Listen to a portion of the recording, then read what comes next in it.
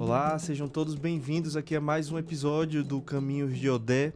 Como sempre, eu começo pedindo as bênçãos aqui, as bênçãos aos meus mais velhos, aos meus mais novos, aos meus iguais, as bênçãos a Exu, esse grande orixá da comunicação, que tudo que seja falado aqui hoje seja útil, seja bom e seja positivo.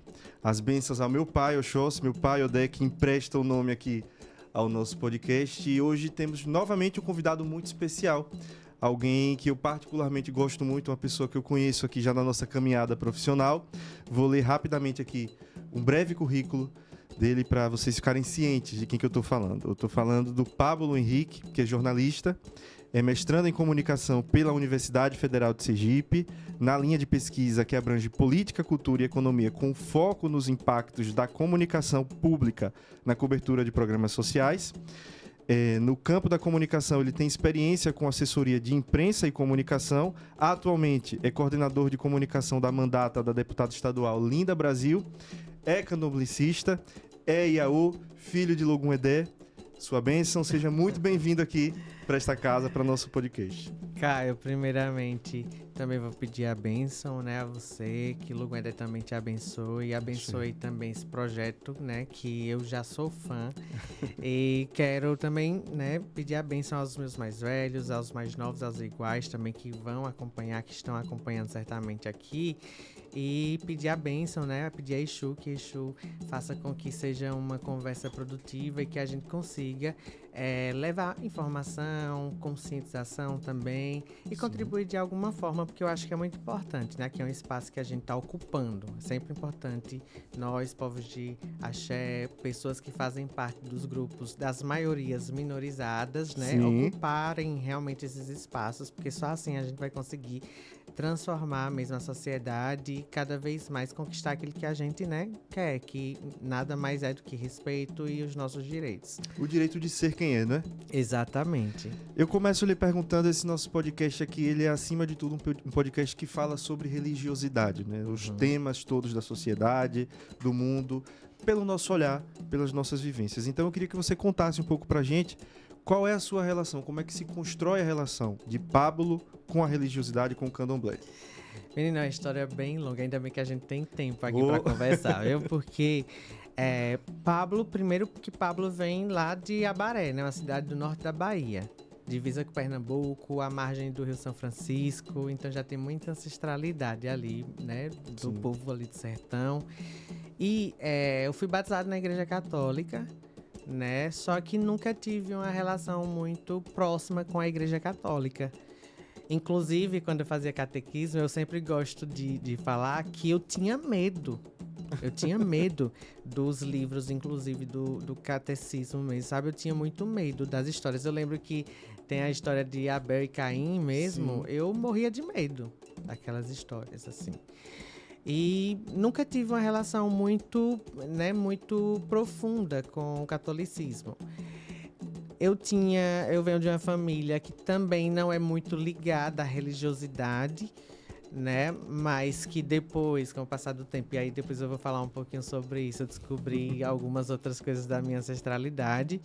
Só que frequentei também por muito tempo igreja evangélica, né? Minha mãe tinha 2 amigos, né? E aí sempre aos sábados, aos domingos, às vezes na semana, eu sempre estava na igreja evangélica também. Só que sempre, nunca me identifiquei, nunca senti que ali era o meu lugar, né? Porque desde cedo, né, eu já sabia quem eu era, quem eu sou, né? E eu estava num espaço onde todos os dias eles falavam que eu ia ser queimado no fogo do inferno.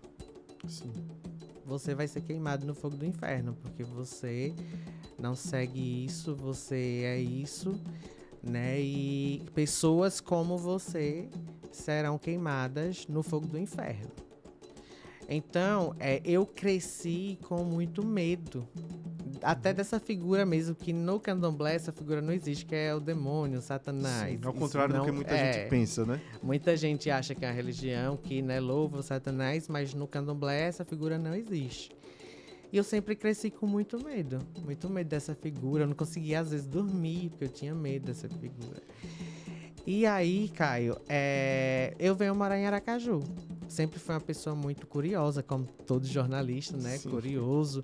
E sempre pesquisava sobre religiões de matrizes africanas. Só que hoje a gente tem um avanço expressivo, né? De ocupação mesmo do universo digital, da internet. Mas antigamente, não. Quando você buscava um assunto sobre religião de matriz africana na internet, o que você via era sempre aquilo, né? Uma religião que é associada ao satanismo, né? Pessoas que cultuam coisas, espíritos malignos. Então eu sempre buscava conhecimento, mas tinha muito medo.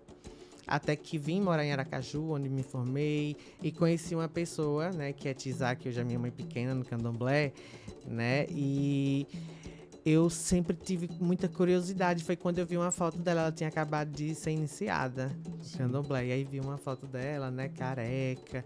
E aquilo mexeu comigo de uma forma, sabe? Eu lembro que o meu primeiro contato que eu tive com minha mãe pequena, que foi por telefone, eu era estagiário da prefeitura aqui de Aracaju. E no primeiro contato eu senti algo diferente já. Sabia que Eu tinha já alguma sabia coisa que ali, tinha né? alguma coisa, só que eu não sabia o quê. Mas que aquele contato nos ligaria, assim, eternamente. Que foi o que aconteceu, né? Ela hoje é minha mãe pequena. E aí, ela me chamou para trabalhar, depois que me formei, em um núcleo, né, de comunicação próximo a ela, mais ligado a ela. E aí eu fiquei com aquilo. E aí eu vi as publicações das festas, aquela coisa. E um dia eu disse, olha, me leve para conhecer. Eu quero saber como é uma festa de candomblé. E aí ela, tá, um dia eu vou te levar. E aí, às vezes, ela esquecia e eu ficava no pé. Me leve. Aí ela, tá, eu vou pedir pra Elida te levar, que Elida é uma amiga, uma irmã também, né? E Elida vai te levar. E foi quando, em 2018, eu tive o primeiro contato com o candomblé, que foi... Eu já tinha tido o contato em uma entrevista, né? Eu, como jornalista, fui entrevistar, mas foi algo muito rápido, assim, não tinha nenhuma festa, nenhuma atividade religiosa. E aí, em 2018, foi quando eu tive o contato com a festa, uma festa de Oxaguian, lá no Sim. terreiro, na Laroquê, onde eu sou iniciado. E aí, aquilo mexeu muito comigo. Eu lembro que eu dizia, meu Deus, não é nada do que as pessoas falavam. Do que as pessoas falam, não é nada. Eu vi aquela festa linda, todo mundo de branco, festa de Oxalá. Alegre, né? Alegre, cantando. Eu não sabia nada, né? Que estavam falando, né? O orixá chegava ali. Eu, meu Deus, o que é isso? E eu fiquei muito curioso, achei tudo muito lindo, né? Muito simbólico. E aí eu disse, eu preciso conhecer mais. Sim. Eu preciso saber o que é que estão falando, o que é que estão cantando. E aí fiquei naquilo. Aí fui para outra festa, fui pesquisando, aquele processo Fui de ocupando inserção espaço que ali, você né? vai. Vou frequentar outra casa para saber também como é, se há diferença, se não há. Do nada eu já estava na mesa do Pai de Santo. Sim. Eu lembro que a primeira vez quando meu Pai de Santo jogou para mim, né? Eu pedi inclusive a bênção aqui a meu Pai de Santo, Bênção. né? Babá Juraci Júnior, Chagnandeji.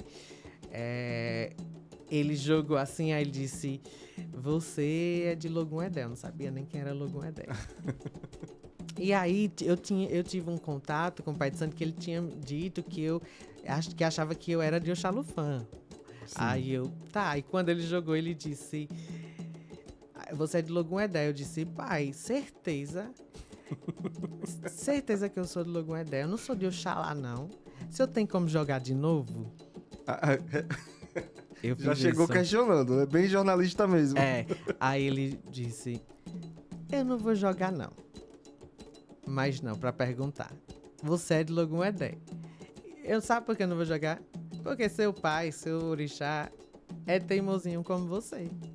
Já tá Aí eu disse, respondido. tá, tudo bem.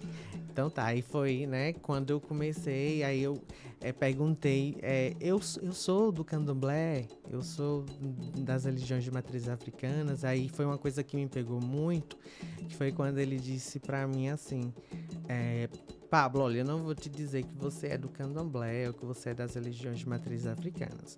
O que eu vou te dizer é o seguinte, se você quiser frequentar, vem aqui na festa, vem aqui na atividade. e se perceber como, Sim, aí tudo bem, mas eu não posso te dizer que você é do candomblé. entendi. Você tem ancestralidade, agora quem vai dizer que se realmente é ou não é você. E assim foi. Estamos aí até hoje, né? É, Na sua fala, você falou uma coisa bem interessante, que eu acho interessante, e que diz muito sobre o tema da nossa conversa aqui hoje. Você falou que você esteve em outras religiões, em outros grupos, enfim, mas que você nunca se sentiu parte daquilo, né? uhum, Por N razões, sim. pessoais e enfim. E eu vejo muito o candomblé é uma religião, os terreiros, os quais eu conheço e das pessoas que eu conheço também, eles sempre muito abertos a toda pessoa, toda gênero, raça, condição social, econômica. O que é que você pensa em relação a essa característica do candomblé de ser uma religião extremamente aberta e receptiva frente ao que a gente encontra na sociedade hoje? Vamos lá. Tem um CD que eu gosto muito e sempre que eu sempre lembro, né? Que é o Batalá, que é uma homenagem à Mãe Carmen, né? Do Gantuá. E aí tem um trecho que fala, né? O terreiro é uma casa acolhedora.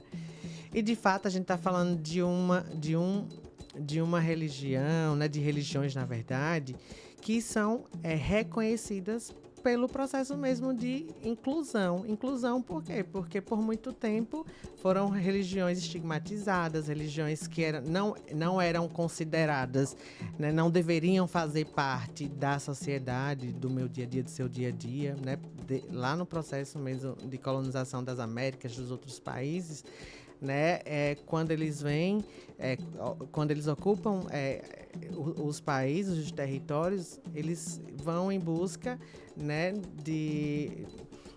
tem os primeiros contatos, na verdade, principalmente com as populações indígenas, né, e de outras populações também que já tinham outras religiosidades, mas tem um processo de classificação, né? Você não faz parte da minha sociedade porque você não tem o meu Deus. Sim. Né? E isso aconteceu aqui no Brasil também, no processo de formação, né? Não é à toa que a gente passou por um processo de catequização muito grande das populações, né, indígenas que aqui já estavam, dos escravos. E houve uma necessidade de uma auto-organização mesmo dos próprios escravos, né, para formar os seus espaços religiosos para preservar. Então, desde lá, já era uma religião conhecida por essa luta, por essa resistência e também pelo acolhimento, né? Porque chegavam escravos de determinadas áreas do país e precisavam ser incluídos ali naquele contexto. E assim as religiões de matriz africana foram se formando, né? Sim. Foram, né, povos que vinham de determinadas áreas da África, outros povos que vinham de determinadas, e esse processo de respeito e de inclusão ele já surge daí. E hoje não é diferente, né? São religiões conhecidas porque acolhem, porque lutam também, tem uma relação muito grande, inclusive, com os grupos mais marginalizados da sociedade, porque são pessoas que estão atrás dos seus direitos, de seus reconhecimentos, e nas nossas religiões também. Então é meio que um espelho, sabe, do real, do que é a sociedade. Então a gente tem um processo, digamos, de acolhimento das diferenças, não há essa imposição de que você precisa ser dessa forma para fazer parte dessa religião, como acontece. Não tem um Deus punitivo que vai te punir porque você é LGBT, por exemplo. Então, são religiões conhecidas por essa inclusão, por respeito às diferenças, porque foram formadas exatamente dentro desses contextos, né? Respeitando as diferenças, acolhendo, abraçando. E eu costumo dizer que ainda a gente tem muitas coisas que precisa avançar dentro desse processo de acolhimento também. Porque, afinal, né, ocorreu também um processo de inclusão de uma branquitude também, né? Pessoas não pretas também foram incluídas dentro desse processo. E quando há esse acolhimento, há também imposições, tentativas de imposições, né? De descaracterização também das tradições, das culturas. Então, há também um diálogo, né? E uma busca por entendimento. Como é que a gente vai preservar né? A nossa tradição, a nossa identidade, a nossa cultura. E, ao mesmo tempo, a gente vai incluir, né? Eu Então, penso que esse é um ponto crucial aqui, que interessa muito pra gente. Porque se a gente pensa eu não gosto muito da palavra evolução, mas vamos lá. sim, O avanço histórico, o tempo que passa, enfim. A gente tem hoje o candomblé numa encruzilhada. Olha só o exemplo que chegou. exatamente. A gente tem uma religião que é extremamente tradicional, uma Sim. religião que é extremamente ligada à ancestralidade, como você bem colocou, Sim, convivendo no mundo em que os sujeitos, as pessoas são altamente midiáticas, né? Elas Exato. estão nas redes sociais se expondo, elas querem mostrar o seu cotidiano. Há uma indústria por trás disso, inclusive muita Exato. gente vivendo disso. Então a gente tem um grande choque aí. De um lado, uma religião muito misteriosa, que precisa do segredo, porque o segredo é a base da magia, né? Exato. É Maria Bethânia que já falou que o segredo é a força da magia. E do outro, uma sociedade que é totalmente exposta. E para essa religião sobreviver e trazer mais adeptos, ela precisa conversar com essa sociedade. Exatamente. Como o pesquisador Pablo pensa essa equação? Eu acho que a gente é referência, na verdade, quando se fala de religião e de diálogo. Eu acho que a gente é referência, porque as outras religiões também vêm, né, passaram por processos seculares também e tiveram que adaptar a diversos contextos, mas eu acredito que nós, pessoas de religiões de matriz africanas, nós somos referências nesse diálogo, né, porque ainda há, quando a gente fala de diversas religiões, a gente também está falando sobre disputas, né? Sim. Disputas políticas, disputas por poder. E aí as religiões neopentecostais, ligadas ao cristianismo, sempre tiveram ali, né? Sempre deteram mesmo o poder hegemônico, né? Sobre as pessoas, sobre as fés. Então, eu acredito que a gente acaba tendo esse diferencial por ser uma religião formada inclusive por populações marginalizadas, excluídas. A gente consegue ter um diálogo porque foi através inclusive do diálogo e das nossas estratégias que a gente conseguiu sobreviver. Então, eu, enquanto pesquisador, né, avalio que a gente conseguiu sobreviver até hoje porque a gente sempre conseguiu dialogar também, dialogar com as diferenças, sabe? Porque a partir do momento que você passa por um processo, né, de violência e que você precisa pensar estratégias para disfarçar, descaracterizar até o que você, como você acredita, que eram as imagens antigamente na época do sincretismo religioso, né, que eram imagens que não eram muito bem aceitas. Você precisa encontrar estratégias para disfarçar e dizer, não, nós cultuamos também essas divindades. Nós também cultuamos um Deus que é muito similar ao seu. Então, veja, não é isso que você está imaginando. Então, sempre foram estratégias e sempre foram diálogos, né, muito bem feitos, porque quando você vai para o processo de colonização, tem um processo de classificação, e os brancos diziam que os negros, né, eram seres que não eram inteligentes, mas quando a gente para analisar esse processo de sincretismo, esse processo de enfrentamento ao racismo e à intolerância religiosa, a gente percebe o quanto que eles eram inteligentes. E as próprias adaptações, né? O quanto que eles não tinham lá aqui de plantas e recursos naturais, que a base da nossa religião é a natureza, e eles tiveram que estudar mesmo para entender o que é que eu posso usar para repor, para fazer desse jeito, né? Essas substituições. Para negar essa inteligência, né? Exatamente. Então a gente está falando de classificação, né, de inferiorização, inclusive, também, né, da fé, da religiosidade, do ser humano, da humanidade.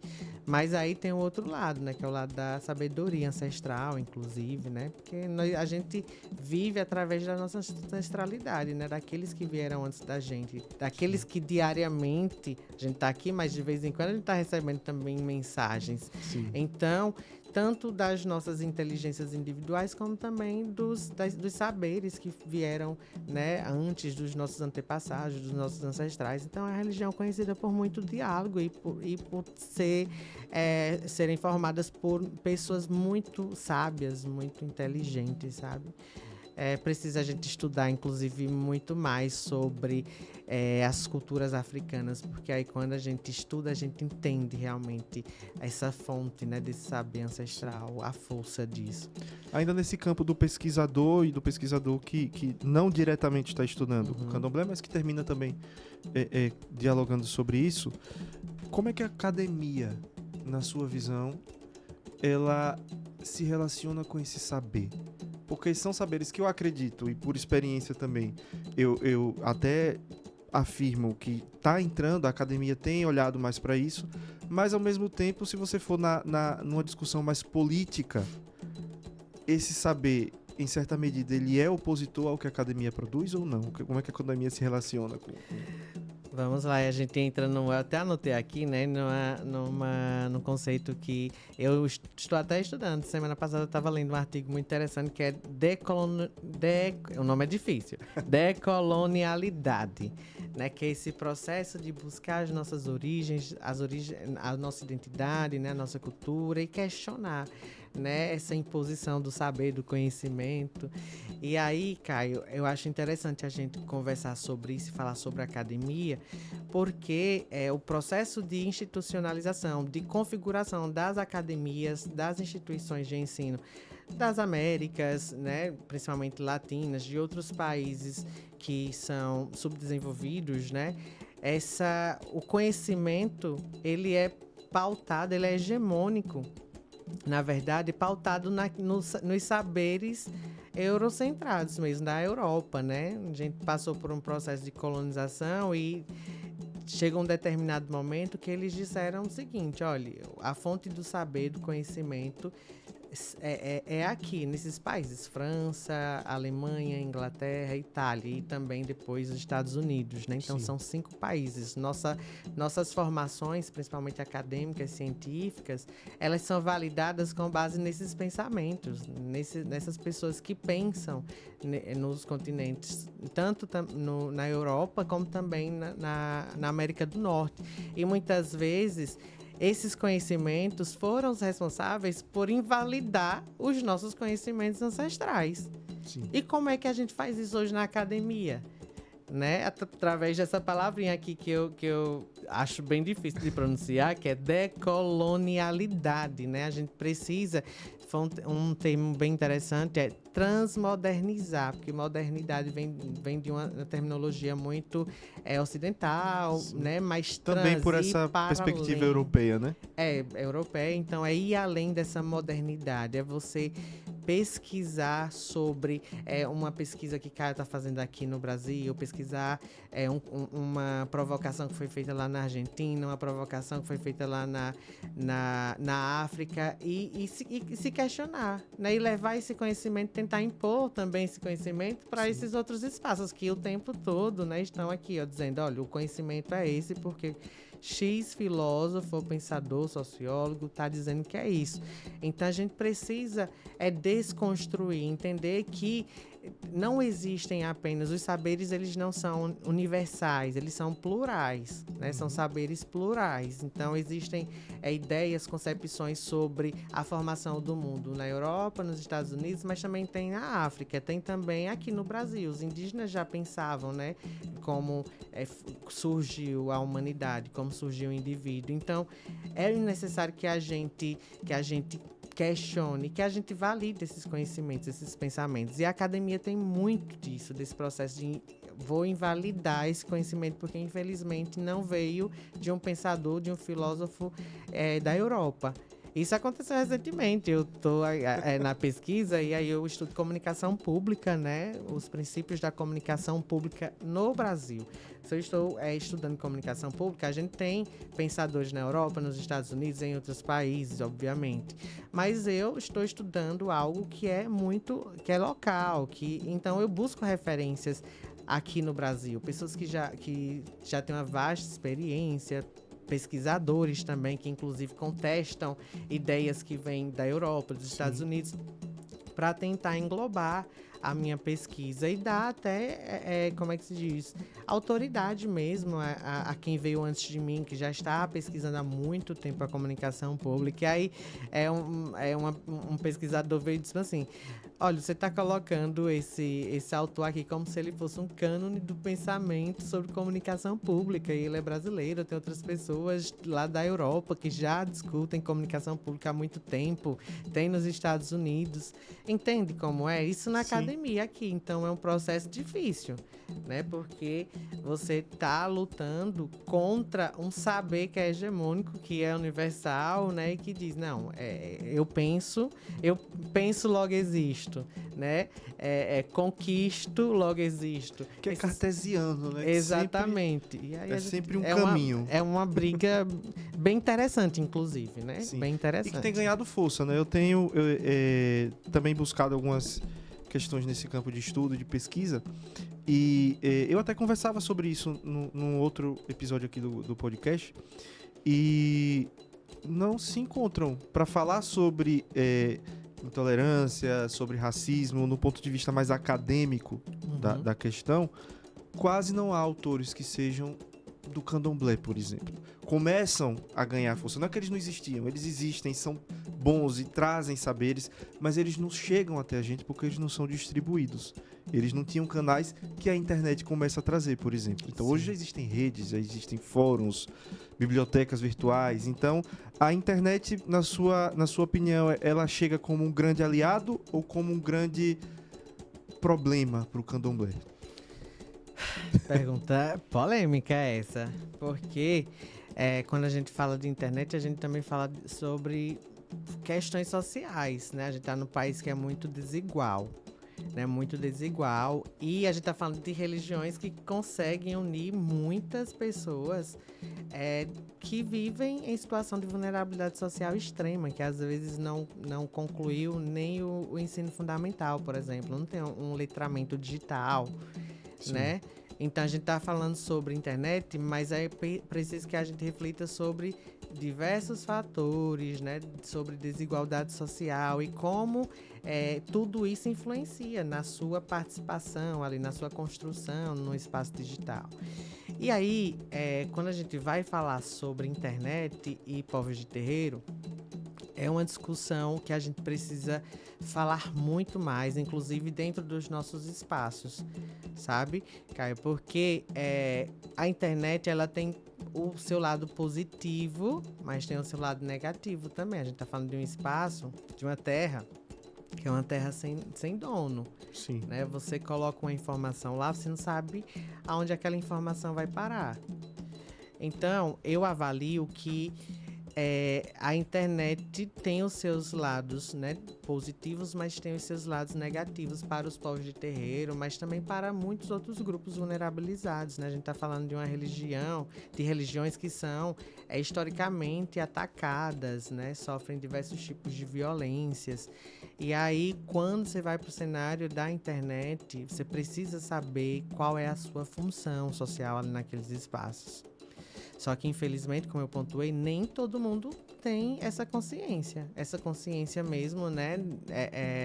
E não apenas a consciência, né? Nem todo mundo sabe ou pensa estratégias que façam com que as suas produções individuais ou coletivas naquele espaço contribuam muitas vezes para desconstruir preconceitos, né, desconstruir estigmas. Muitas vezes a coisa é colocada naquele espaço, na rede social, sem um filtro, por exemplo. Sim. Então, tem que ter muito cuidado.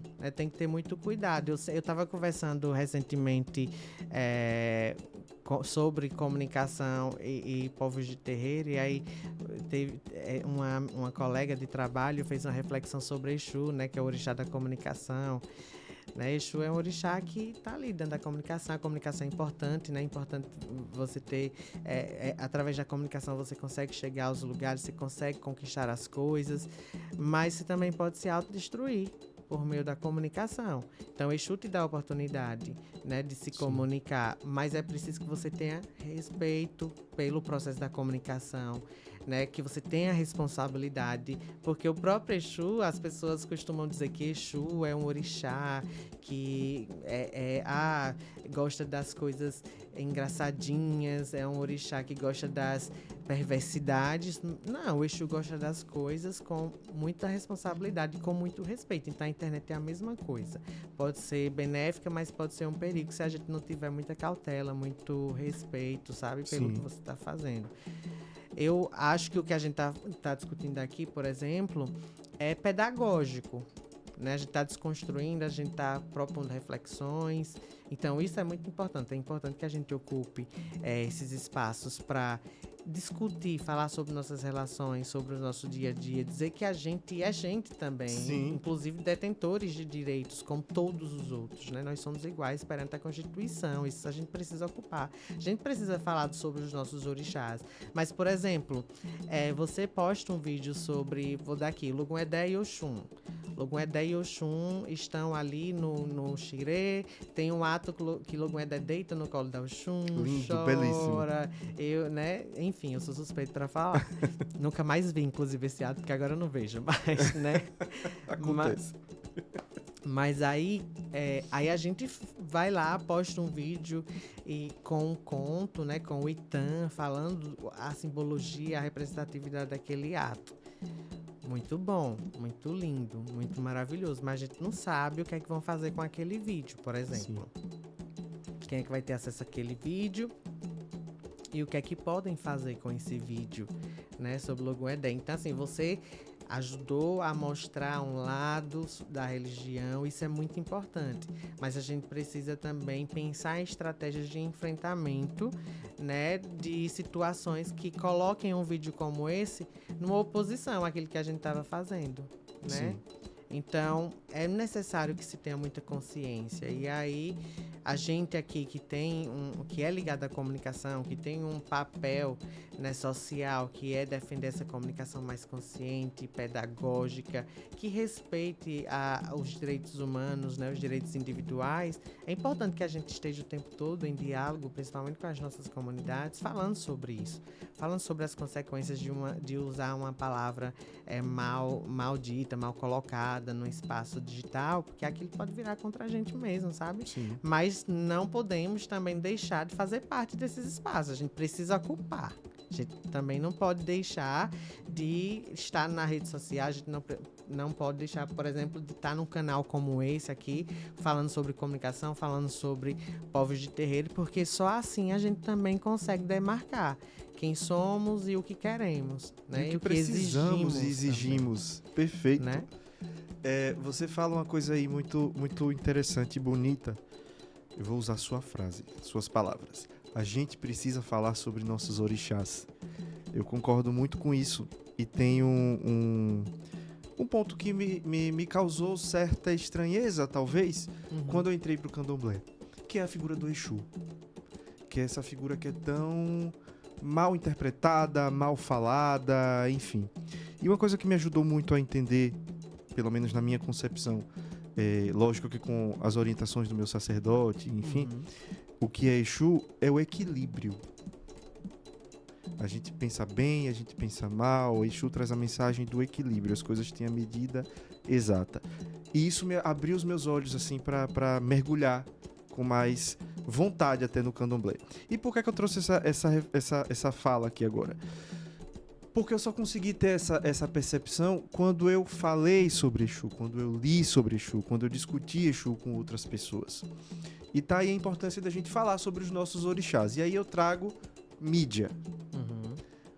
Como, na sua visão, no seu entendimento, ou melhor ainda, quais são as contribuições que a gente tem hoje numa mídia institucionalizada, redes de televisão, telenovelas, filmes, falando sobre orixás, o quanto isso é bom e o quanto isso pode e precisa melhorar. A gente fala sobre mídia, né? Então, mídia hoje, né, principalmente com a chegada da internet e redes sociais, é algo que se ampliou muito, né? Quando fala sobre mídia. Só que, historicamente, né, a gente precisa falar sobre a televisão, sobre o rádio, né, que estão centralizadas nas mãos de poucos, né? De poucos. E quem são esses poucos? são pessoas, né, cis, hétero, que fazem parte dessas religiões hegemônicas, né? E essas pessoas dominam, né, a mídia brasileira. Só me permita uma intromissão. Pode ficar à Se eu não me vontade. engano, o dado preciso são 87% dos veículos de comunicação hoje no Brasil pertencem a 5 empresas. Então, você tem uma Globo, por exemplo, que não é só a Globo, né? Tem o Globo Play, tem a Globo News, tem o Globo. São vários veículos centralizados ali, né, nas mãos de uma família, né, que detém ali a opinião pública também. Você consegue pautar, tem uma agenda, né, diária, né, política. Então, você tem uma centralização dos veículos de comunicação, dos principais, nas mãos dessas pessoas que fazem parte dessas religiões. Então, obviamente, se você para analisar, há tendências, Sim. né? Há tendências aí das pautas, há tendências do que é que vai ser mostrado, como é que vai ser mostrado. Óbvio que também tem os interesses econômicos aí por trás, comerciais, né? Então, historicamente, a nossa população, ela foi mostrada na televisão como algo exótico, né? Sim. É uma religião que tem os orixás. Mas quem são esses orixás? Porque também, não só de uma forma exótica, mas também superficial. Quem são esses orixás? São divindades, Oxum é ligada à Nossa Senhora da Conceição. Sim. Tem também toda, né, uma narrativa para tentar minimizar até o que deveria ser mostrado mesmo, né? Quem é Oxum, como é Oxum, naturalizar quem é um orixá, como é que a gente vive de fato dentro de um terreiro, como são os laços familiares dos povos, né, de axé. Infelizmente, historicamente, a gente sempre foi mostrado com uma conotação muito ruim, né? Como pessoas que, como eu pontuei que tinha medo, a televisão mostrava isso por muito tempo. Pessoas que fazem pactos malignos, pessoas que fazem bruxaria, feitiçarias, coisas ruins contra outras pessoas. Aí tem o sensacionalismo, né, que o jornalismo contribui e aproveita. Então sempre foi apresentada essa figura, né, pessoas de religiões de matriz africanas como essas pessoas que louvam um Deus e que esse Deus não é o nosso Deus e que esse Deus é maligno, não nos pertence, não é um Deus aceitável, né? Não é um Deus que a sociedade deve aceitar. Então, por muito tempo, né, essa era a narrativa apresentada, até hoje também. Hoje a gente encontra muitos veículos de comunicação, muitos jornais que quando noticiam algo sobre as religiões de matriz africanas, é sempre quando tem alguma situação que vai colocar os povos de terreiro numa condição de marginalização. Ou que muitas vezes nem escuta, né? Sem querer interromper, Sim, mas pode ficar à já vontade. interrompendo. Há um certo tempo eu assisti a um documentário que foi muito famoso sobre um crime famoso aqui no Brasil, notadamente o assassinato da Daniela Pérez. E o documentário inteiro é uma discussão sobre o uso de feitiçaria, sobre Exato. finalidades de magia naquele... E dá-se a conotação de religiões de matrizes africanas. Mas a única pessoa que fala sobre isso é em coisa de 20 segundos, uma mulher que não tem ligação nenhuma com a religião de matrizes africanas, que se autodenomina uma bruxa. Sim. E que vai explicar o que seria aquele ritual. Então, nem no momento em que a religião é acusada ou apontada como responsável por algo, ela tem a chance de ir ali explicar se não é, o que seria ou não, né? Há um apagamento dessa voz. Exatamente. E sempre foi assim, né? Hoje a gente conseguiu avançar muito, assim, porque temos movimentos auto-organizados e aí com a chegada da internet também a gente consegue fazer um enfrentamento. Então, por isso que eu digo que tem um lado ruim, mas tem um lado também interessante da internet, que a gente consegue fazer esse enfrentamento, principalmente quando surgem situações que nos colocam nessa condição, né, de marginalizadas, situações marginalizadas que violentam as nossas existências, né, que nos desrespeitam. Então, Caio, os veículos de comunicação sempre passaram essa ideia, né, de que nós éramos pessoas que faziam ou que fazem coisas ruins para a sociedade, para outras pessoas.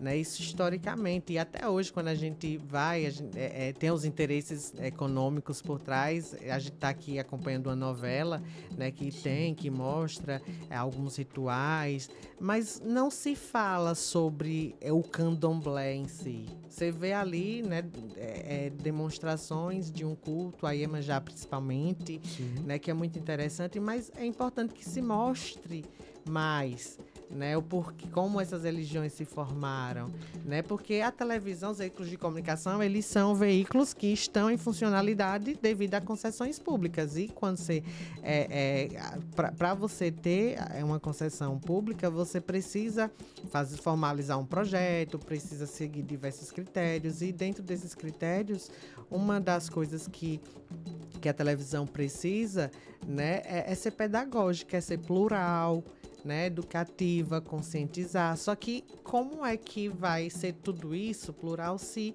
os veículos estão nas mãos de figuras que estão inclusive ligadas à política, né, e que têm seus interesses, que não deveriam, que têm seus interesses e que não têm interesse nenhum em, por exemplo, desconstruir uma ideia, né, essa ideia, por exemplo, o caso que você trouxe aqui, né, de uma pessoa, de um documentário que se tratava de bruxaria e que a mulher não tinha relação nenhuma com religiões de matrizes africanas, mas em muitos momentos era essa a ideia, essa conotação, mas você não vê o mesmo empenho para desconstruir isso, para mostrar, não tem nada a ver essa prática dela com as religiões de matrizes africanas, porque os veículos também, essas pessoas, elas não têm o interesse de desconstruir. Afinal, é uma disputa política, é uma disputa por poder também, né? Então, quanto mais as religiões de matriz africana tiverem longe, à margem,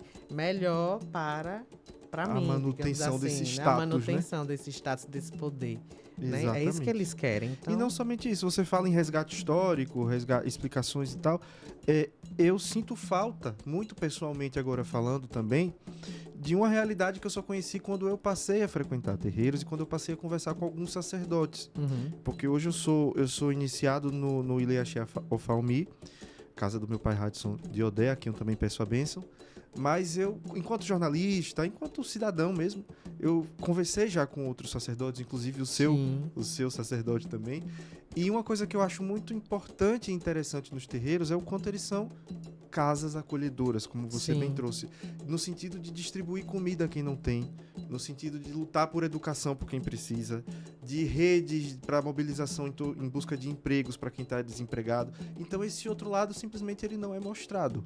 De forma alguma. É como se fosse só uma religião de festa e de magia. Exatamente. Mas é uma religião muito social, né?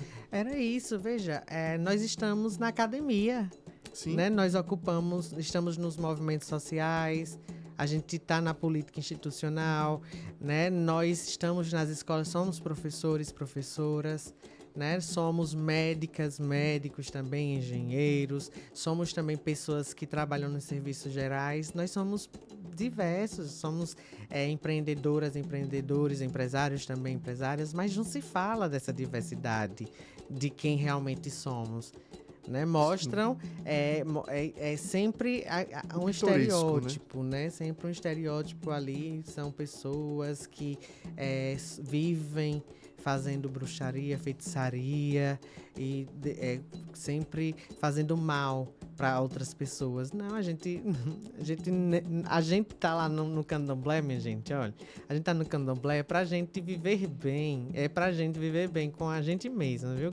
Com a gente mesmo. E buscando fazer o bem o tempo todo, porque como o Caio trouxe aqui, a gente tem...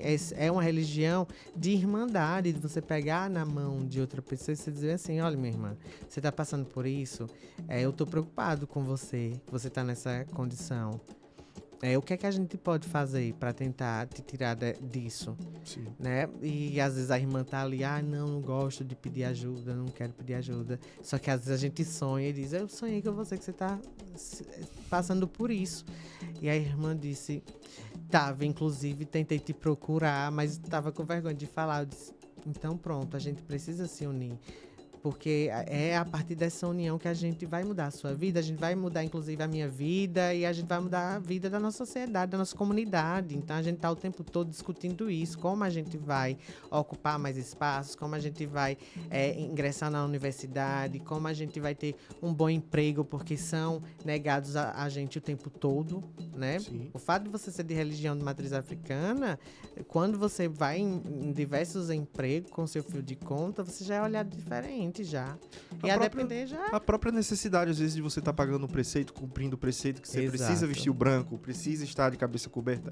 Aí vem piadas pejorativas, vem perguntas indiscretas, às vezes Exato. desnecessárias. A gente precisa conviver com isso tudo, né? O tempo todo. Eu lembro que quando eu passei, eu vou completar agora 3 anos de iniciado. E aí, quando eu passei, né, no período de preceito, tava todo de branco, eu tinha cabeça raspada ali com um chapeuzinho branco, e eu precisava ir trabalhar. E aí, eu lembro de muitos momentos que eu dizia, gente, ninguém pode topar em mim. E aí, era aquela coisa, às vezes, não, menino, mas é um beijozinho aqui do nada já davam um beijo na cabeça, já vinham, sabe, desrespeitando, assim. Porque a gente também sempre foi colocado nisso. Além de não mostrarem quem somos, também desrespeitam quem somos e o que acreditamos. Sim. O tempo todo. Então, a televisão não mostra nada disso, a mídia não mostra. Poucas vezes você aparece na televisão mostrando como é que a gente vive, o que é que a gente passa diariamente. A não ser quando ocorre o quê? Um número muito grande de casas que foram invadidas, uma data comemorativa que às vezes, vamos falar sobre o dia de Oxóssi, sobre o dia de Iemanjá, que é muito popular aqui no Brasil. Só que aí pega o quê? 2 minutos, fala de Iemanjá, mas pega 5 minutos e vai falar sobre Nossa Senhora dos Navegantes naquela mesma reportagem. Veja, passa um ano todo falando sobre as festividades católicas, evangélicas, e até num dia, que é um dia destinado à nossa divindade, né? Pegam de 8 minutos... 2 minutos são destinados a nosso orixá e 6 minutos são destinados às religiões E geralmente com católicas. Uma cobertura de cidade, assim. Teve Sim. um cortejo, vejam e vamos em frente. Chega o Exato. jornal, né? Acontece. É isso. Isso é a nossa representatividade. Isso é a nossa ocupação, como a imprensa principalmente mostra. E né? o meia-culpa que a gente tem que fazer também, porque somos os 2 jornalistas Sim. e trabalhamos nesses veículos também. A gente precisa admitir. Exato. Há certo tempo você foi uma figura central, vou chamar assim, num caso que teve muita repercussão aqui no estado de Sergipe, né? Sim. E que, inclusive, colocou as questões de intolerância e de racismo religioso na pauta da mídia. Sim. Como é que foi essa mobilização? Pronto. Isso aconteceu, não me recordo exatamente o dia, mas acho que era final de semana, né? Foi no final de semana. Eu tava em casa e aí eu seguia uma digital influencer e eu vi os ataques dela no story, né? Falando sobre as religiões de matrizes africanas, se deparou com uns ebós, algumas coisas que eu não me recordo, mas eu acredito que era isso. E aí ela tava, né, praguejando, dizendo que aquilo era coisa do mal, era maligno, que tem que jogar alfazema. Mal sabia ela na época que a gente ama alfazema, que inclusive alfazema, tô aqui de alfazema, inclusive. E aí, né, além de passar desinformação, ainda também estava estimulando o discurso de ódio, né, um discurso violento, agressivo, contra as nossas vidas, as nossas práticas, as nossas vivências. E aquilo me tocou muito, sabe? Eu me questionei, eu já era, né, do terreiro, eu não era iniciado ainda, mas me tocou muito.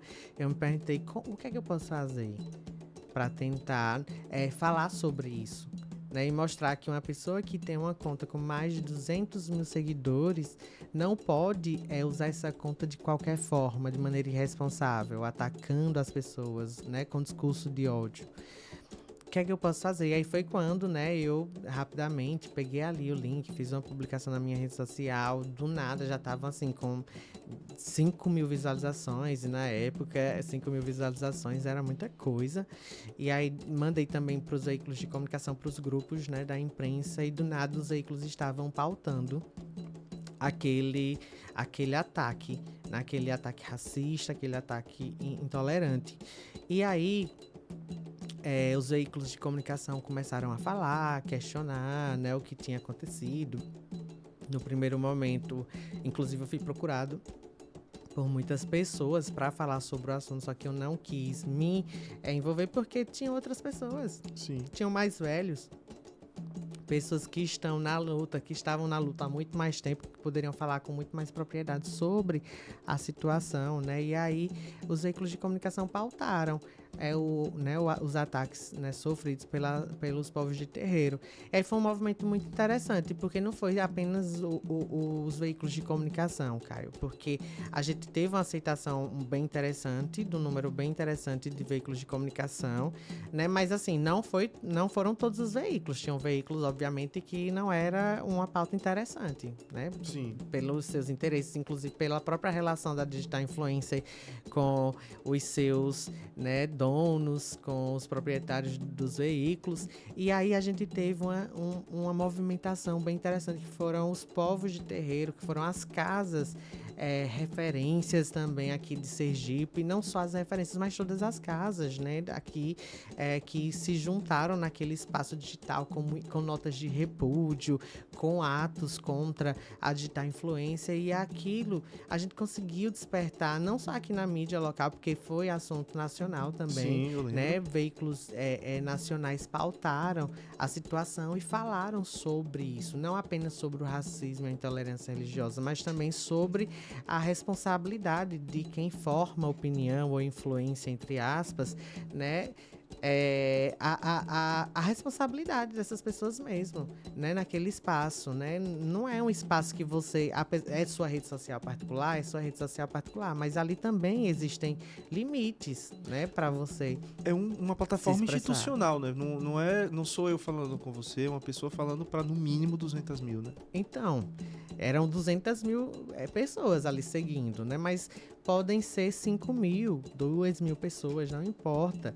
Você está num espaço e que a partir do momento que você vai a público naquele espaço, você tem que ter muita responsabilidade, né? Tem que respeitar o outro, tem que respeitar a fé do outro, tem que se colocar no lugar do outro e, acima de tudo, respeitar a Constituição, que nos garante, Somente, né? E a Constituição, os direitos humanos, e ponto final. Então, foi um movimento muito bonito, né? Que eu fiquei muito feliz de toda essa movimentação, de todo o apoio que as casas, principalmente, né, chegaram realmente junto ali naquele ato, e a gente realmente conseguiu mostrar a nossa força, porque a gente é realmente um povo forte, povo forte, um povo resistente, e que esse foi apenas um episódio de muitas lutas históricas dos nossos povos, né, no Brasil, aqui em Sergipe. Tem muita coisa, foi bem interessante. Falando sobre Sergipe, luta, mobilização, recentemente a gente tem visto, acompanhado nas redes sociais principalmente, mas também nas mídias mais tradicionais.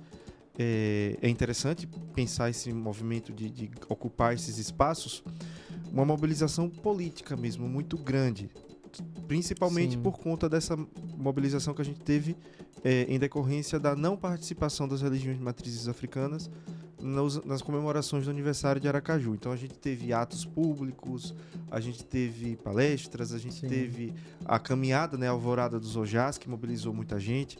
Como é que você pensa, como é que você sente também essa recente mobilização mais fortalecida dos terreiros sergipanos e dos adeptos do candomblé aqui no estado?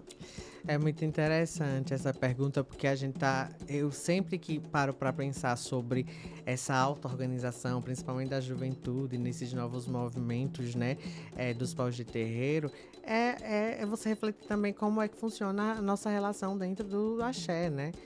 São novas pessoas que estão surgindo, mas que também já tinham outras pessoas, já tinham outros movimentos. Então, é o novo com novas ideias, com novas formas de agir até, né? Com pessoas que já vêm há muitos anos também nessa trajetória dialogando e se juntando com o propósito exclusivamente de fortalecer esse movimento que é extremamente importante, que muitas vezes eu costumo dizer que não teve o suporte, digamos assim. Eu não vou dizer que é culpa dos próprios povos de terreiro, porque a gente sabe das nossas conjunturas, né, principalmente sociais, das situações que fazem com que muitas vezes um movimento, um ato, não tenha tanta gente como a gente espera, né? Afinal, a gente está falando de religiões com muitas pessoas em situação de vulnerabilidade social, muitas pessoas que às vezes não têm condições de comprar uma passagem, por exemplo, para participar de um ato. Então, eu costumo dizer que essa nova configuração vem com um olhar muito, muito interessante, que inclusive com uma participação muito ativa na internet e que está contribuindo para fortalecer um movimento que já existia e que talvez muita gente acha assim, que estava adormecido, mas não, estava também ali atuando, construindo. Não é à toa que a gente tem a caminhada, né, de Oxalá todos os anos, não é à toa que a gente tem a caminhada, o cortejo para Oxum também todos os anos. Então já existia um movimento. O que a gente tem agora é uma união de novas pessoas, com novos olhares, com pessoas que já vinham, que já faziam parte desse movimento. E é assim que os movimentos acontecem, né? E que as lutas também acontecem, né? A gente unindo várias visões, vários olhares, né? Mas com um propósito. Nesse caso, exclusivamente, é o propósito, né, de garantir que nossos direitos sejam assegurados. A gente está falando de um processo, né, que de uma forma escancarada, né, foi uma verdadeira demonstração de racismo institucionalizado, né? Racismo institucional de uma prefeitura que negou o direito da população, dos povos de terreiro, de terem, né, aquilo que uma lei que já tinha sido aprovada, que já tinha sido sancionada, estava garantido, que era uma participação, uma festividade ali na programação do aniversário da cidade. Sim. Né, do aniversário da cidade. E aí a gente vai nas redes sociais, na internet, e tem lá muitas fotos do prefeito de Aracaju com muitos pastores, muitos líderes religiosos, né, católicos também. Enfim. A festa do aniversário começa na igreja, né? Começa na igreja, inclusive. Praticamente fizeram um culto dentro do gabinete do prefeito para montar uma programação evangélica e, ao mesmo tempo, a gente... Que também, né, essa programação evangélica é um direito que está na lei. Sim. Também, obviamente, vale reforçar isso, vale ressaltar.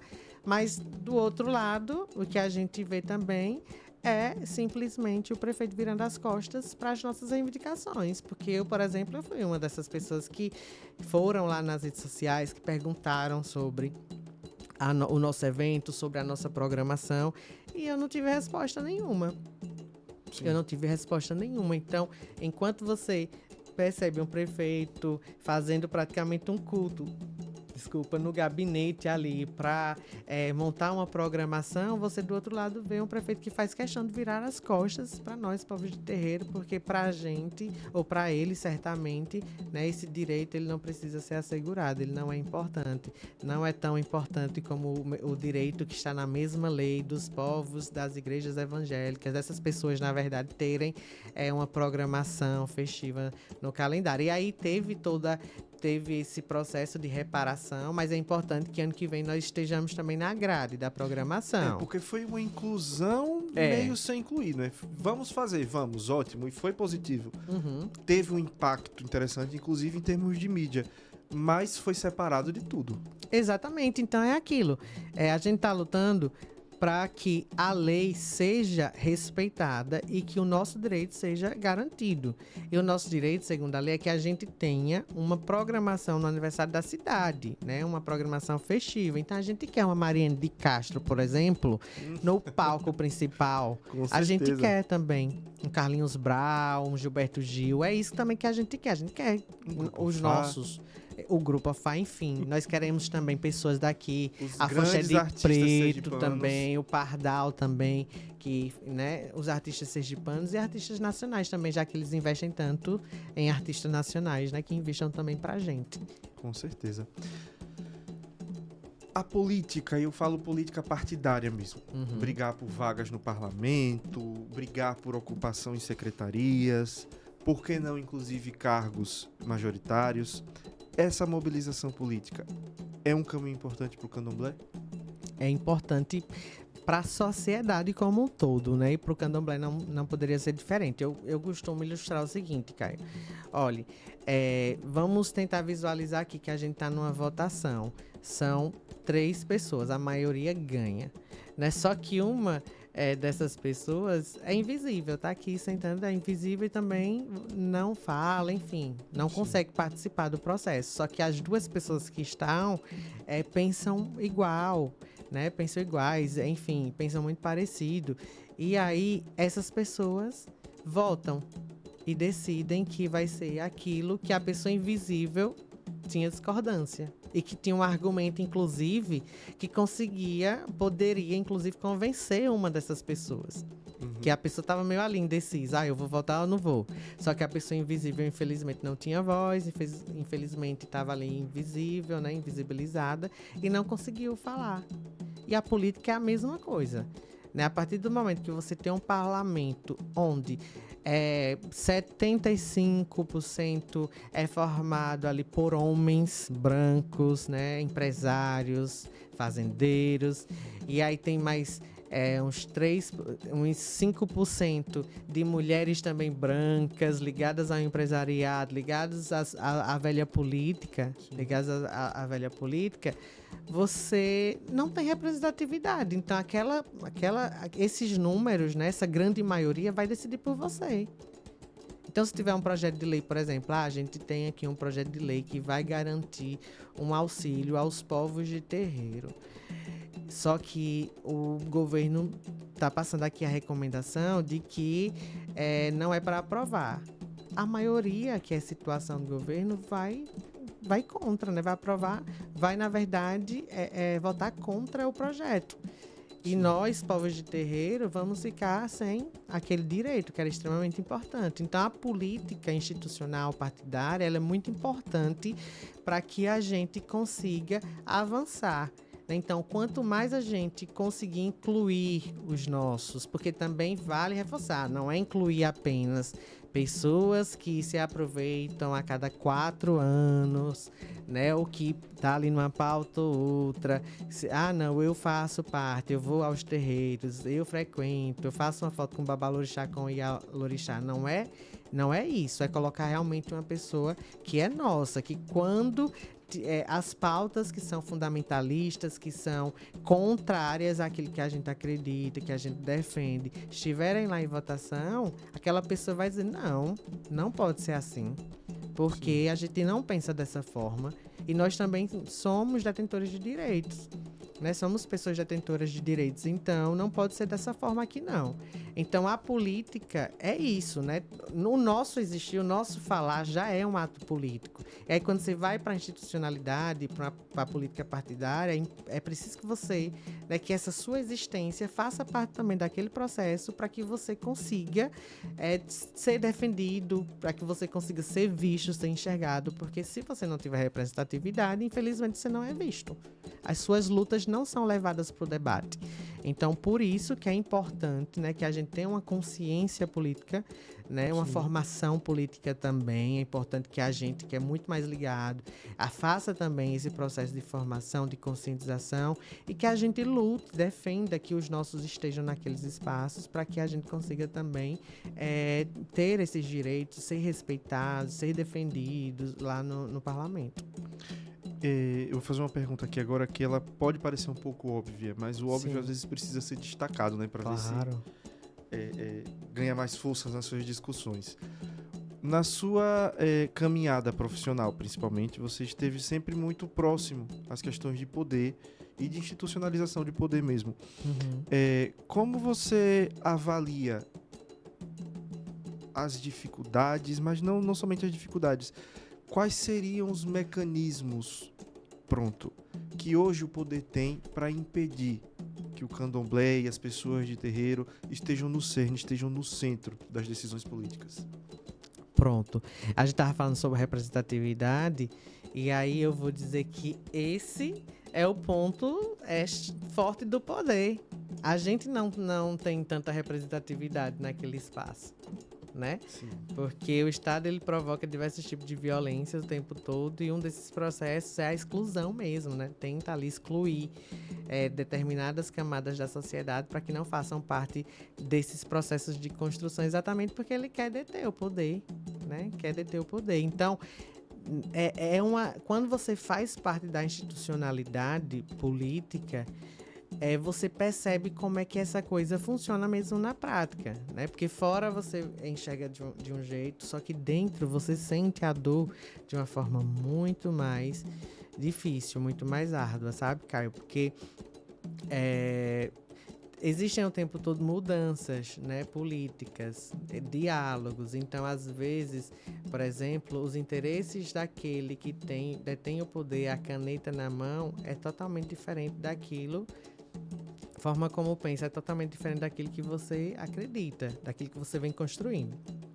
E do nada, um projeto que está bem consolidado, um programa que está bem consolidado, ele é excluído. Ele vamos tentar aqui sufocar, vamos desestruturar esse projeto aqui, porque para eles não é importante, está levando recursos que podem ser investidos em outras coisas que são mais interessantes dentro desse projeto político. Sim. E às vezes a gente sabe, né, para onde é que vai esse dinheiro, às vezes para os próprios bolsos também. E você sente, sabe, uma dor muito mais perversa, porque você está vendo a coisa acontecer, você está vendo o direito que estava sendo garantido para aquela população. Eu lembro que, por exemplo, uma vez, agora, na pandemia, eu trabalhava, né, em um órgão público, e aí a gente passou a levar cestas básicas em todos os terreiros aqui de Aracaju. Sim. Saiu entregando cestas básicas, porque os terreiros, como a gente falou, são espaços disso, né, de acolhimento, e não apenas dos povos de terreiro, de quem faz parte daquela comunidade, mas da própria população que vive ali ao redor. Então, às vezes, aquela população vai ao terreiro simplesmente para comer. Simplesmente para comer, porque tem uma festa, sabe que ali vai ter uma comidinha, né? Tem um AG1 que vai ser servido depois da festividade. Muito e vai para comer. Muito bom, por sinal, sempre. O melhor, eu adoro. E aí, a gente saiu distribuindo essas cestas básicas para os povos de terreiro. Mas isso aconteceu não foi porque se tinha um projeto, fazia parte daquele cronograma de ações daquele órgão. Não, porque o movimento chegou junto, pressionou, cobrou que aquilo fosse feito. Sim. Sabe? Então, se não existisse um movimento, certamente os nossos povos seriam invisibilizados, assim, desse processo de distribuição de cesta básica. Mas a gente também tem muitos outros casos de departamentos que foram, né, um gestor que era mais ligado, tinha um olhar mais para os direitos humanos, criou um determinado departamento. Aí, quando vem novas lideranças políticas, chegam e são mais ligadas às políticas neoliberais, ligadas aos interesses capitalistas do empresariado. Aí chega e diz, não, mas direito humano não é importante não, isso daqui é mimimi para tirar pessoas da cadeia, e a gente sabe que não é isso. Direito humano é um direito essencial, né? Direito à moradia, direito à água, direito à cultura, ao lazer, direito ao trabalho, ao emprego, à renda, à segurança. Tudo isso é um direito humano, né? Então, quando a gente fala de direito humano, a gente fala de tudo que nós indivíduos, temos direitos, né? Uma casa, né? De viver bem, de ter alimentação na nossa mesa. Então, aí chega um grupo político e diz, não é importante não, isso daqui. Vamos esvaziar, vamos sufocar. Sim. Vamos tirando aos poucos essa política aqui que foi constituída. Quando é tirada aos poucos, né? Porque às vezes é a canetada só. A gente viu o governo Bolsonaro, sim, né? Chegou devastando tudo. Né? A gente não ouvia falar de povos de terreiro numa agenda política federal, né? Exatamente. A gente não viu. O que foi que a gente viu? Estímulo, né? Discurso de ódio contra os povos de terreiro. Porque os povos de terreiro não eram, na visão, né, daquele projeto político, vistos como povos detentores de direitos. Pelo contrário, eles deveriam serem convertidos, né, para as religiões neopentecostais. Sim, inclusive, né? Uma aproximação perigosíssima dessas religiões com a política, né? Exatamente.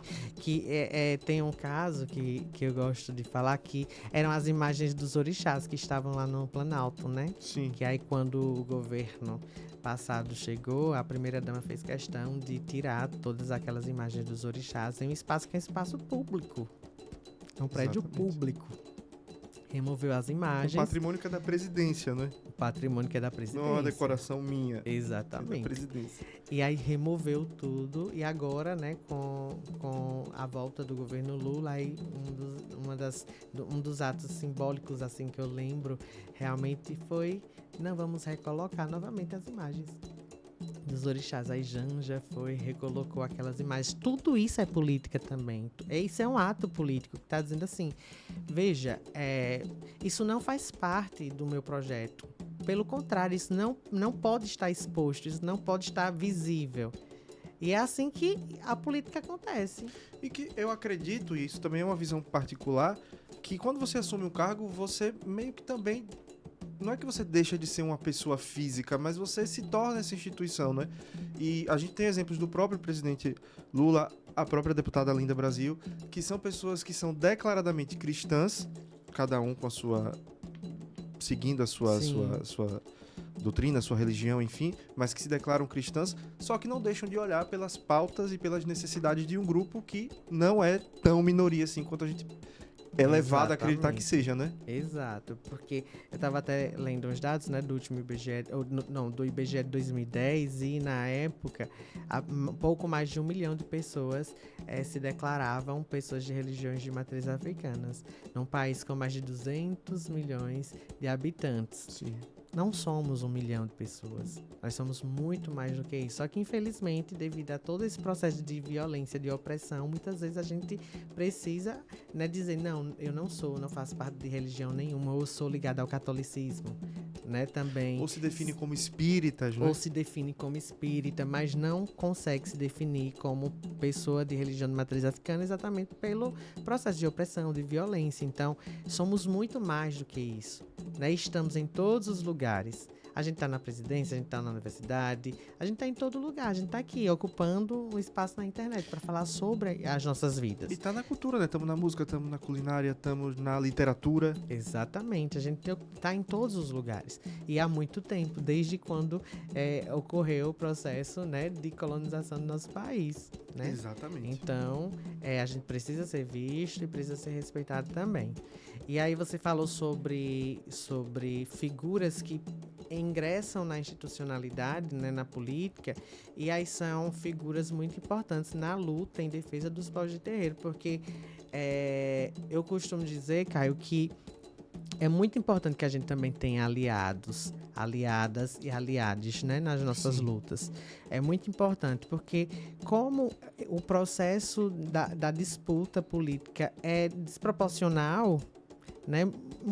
Estamos fazendo parte das casas, das câmaras, das assembleias, da Câmara Federal, um número muito pequeno o número de pessoas de terreiro que está fazendo parte desses espaços. Aqui em Sergipe mesmo você não tem, na Assembleia Legislativa, ninguém que se declara uma pessoa de terreiro, de axé. Só que a gente tem Linda, por exemplo, que é uma aliada do movimento, né, dos povos de terreiro. E aí, em dezembro passado, ela conseguiu aprovar a lei, né, o Abril Verde, Sim. que é uma lei de combate ao racismo e à intolerância religiosa aqui no estado de Sergipe, também que cria um selo de reconhecimento das instituições, né, que tem um cronograma, um conjunto de ações que ajudam nesse processo de enfrentamento do racismo e da intolerância religiosa aqui em Sergipe. E aí ela sempre faz questão de dizer: olha, eu sou cristã, né, mas os povos de terreiro precisam de reconhecimento, de respeito, de dignidade e que seus direitos sejam garantidos. Então, constantemente a gente tem uma pessoa que sobe na tribuna, que ocupa suas redes sociais com nossas pautas, que pega aquilo que a gente tá ali: ó, Linda, é importante que isso seja falado, que a gente tá sofrendo, tá passando por isso. Vai, ocupa e nos defende. Então, a aliança, os aliados também são importantes, sabe? Porque, infelizmente, nesse momento onde nós estamos ocupando de uma forma muito tímida esse espaço, a gente precisa ir atrás de quem respeita, pelo menos, a dignidade humana, né? Os princípios básicos da Constituição. E ver como a gente está atrasado em relação a isso, o simples fato da gente conceituar legalmente o racismo religioso ter sido um processo tão difícil fala muito, né? Muito, porque é aquela coisa, sempre a ideia do não sei o que significa, é a mesma coisa, racismo religioso, intolerância religiosa, a gente sabe que não é, são coisas totalmente diferentes, né, e com pesos sociais totalmente diferentes. E aí você vai com um projeto, né, com os termos, sendo referência, viu? Porque é importante reforçar. Às vezes nem você analisando assim, não, o Estado vai ser referência nacional. Ninguém para analisar nem isso. Por quê? Porque faz parte dessa agenda, desse projeto político, e aí você tem uma disputa, né, ideológica ali dentro do parlamento para reprovar algo que não deveria ser questionado. Não deveria ser questionado, na verdade. Porque, veja, quando você é um parlamentar, você é evangélico, você é cristão, você é candomblessista, você não tem que discutir, né, sobre as diferenças, os impactos do candomblé nas religiões evangélicas, não. Você tem que discutir os direitos, Sim. os direitos do povo, né? Então, se aquela lei é importante porque vai ajudar a combater uma violência que parcela significativa da população está sofrendo, não há o que se questionar. Mas a gente tem, né, mais uma vez digo, nos interesses políticos, os interesses ideológicos que falam mais alto. É um projeto político de poder que vem com o objetivo exclusivamente de sufocar, mesmo de violentar, de acabar com as nossas existências. Mas infelizmente eu digo aqui, vou frustrar muita gente, quem está fazendo parte desse projeto não vai conseguir. Que a gente está aqui, vai continuar e vai ocupar cada vez mais esses espaços, e essas pessoas vão precisar aceitar e respeitar. Seguir respeitando, assim como a gente também tem que respeitar. Né? Então, é uma frustraçãozinha assim que eu tenho que deixar registrada Acontece. também. E quais seriam para você hoje aqui, tanto falando de Sergipe, Brasil no modo geral, os principais avanços que a gente tem já, quer seja na política, quer seja na mídia, em tudo isso, em termos de inserção do candomblé enquanto uma realidade social? Perfeito. Eu acho que a gente conseguiu nos últimos anos principalmente, a gente tem figuras muito importantes na política, assim, que defendem os direitos humanos e que estão fazendo trabalhos belíssimos, né? Às vezes não são pessoas que fazem parte das religiões de matriz africanas, mas que fazem trabalhos belíssimos e que estão lutando no Congresso, que estão lutando nas assembleias. A gente já conseguiu fazer com que as nossas pautas sejam visíveis dentro da política institucional, que é um passo extremamente importante, né? Ali é onde as leis são formadas, são pensadas, são elaboradas, as mudanças nas estruturas institucionais são feitas. Então a gente já conseguiu avançar de uma forma muito tímida. A gente precisa muito mais do que aliados, mas a gente precisa fazer parte desses espaços para construir de fato com base no que a gente vê no nosso dia a dia, na nossa realidade, e fazer com que nossas pautas sejam mais presentes. Mas a gente já conseguiu avançar, né, nesse campo da política, né, do movimento social. A gente conseguiu ter avanços. Na mídia, a gente está falando também de revoluções, de momentos em que as pessoas estão super conectadas, né, no universo digital. Então, a televisão não pode mais dar ao luxo, por exemplo, de pensar uma agenda em que a população não vai conseguir mais opinar de uma forma escancarada, como antes da internet. Antes da internet, o veículo de comunicação vinha e dizia: o candomblé é satânico, é algo satânico. Só que não tinha as redes sociais, e aquele veículo de comunicação que estava dizendo aquilo estava detendo também 50% dos veículos de comunicação, então tinha um controle da narrativa, né? Tudo era muito preso, tudo era muito aprisionado. Falava que era aquilo e ficava por ali mesmo.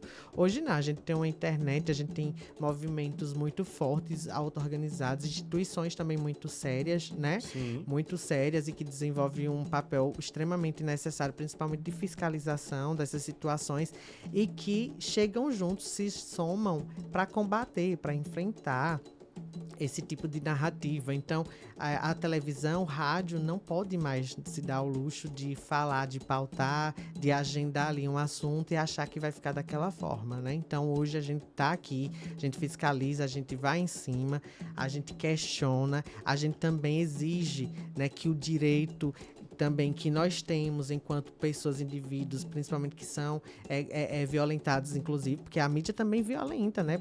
A mídia também é um espaço, os veículos de comunicação também provocam diversos tipos de violência. E aí a gente está aqui fiscalizando e dizendo, não é bem assim. E agora você vai ter que nos dar o direito de resposta.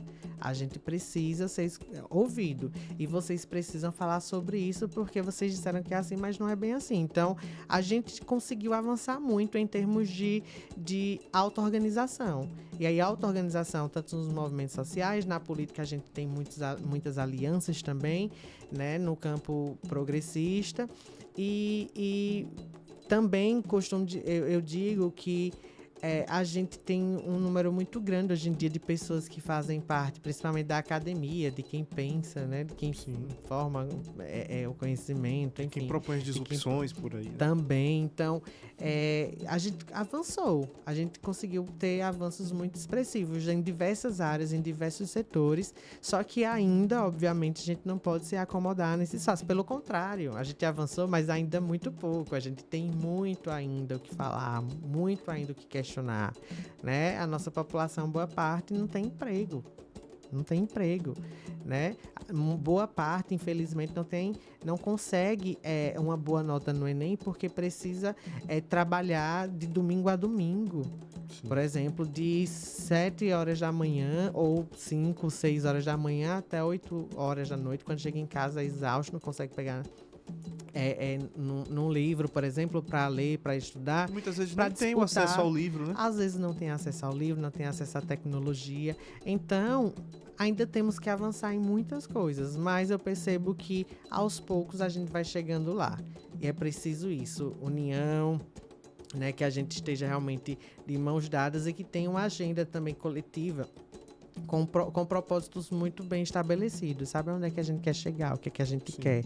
E que a gente, enquanto pessoas mesmo que conseguimos ingressar em locais que antigamente a gente dizia, não, é impossível chegar aqui, que a gente também esteja nesse processo de conscientização e de formação dos demais, né? Porque ainda há uma necessidade de se falar, por exemplo, sobre a necessidade da participação dos povos de terreiro na política, sabe? Ainda há, quando se fala, ainda há muitas dúvidas, muitos questionamentos.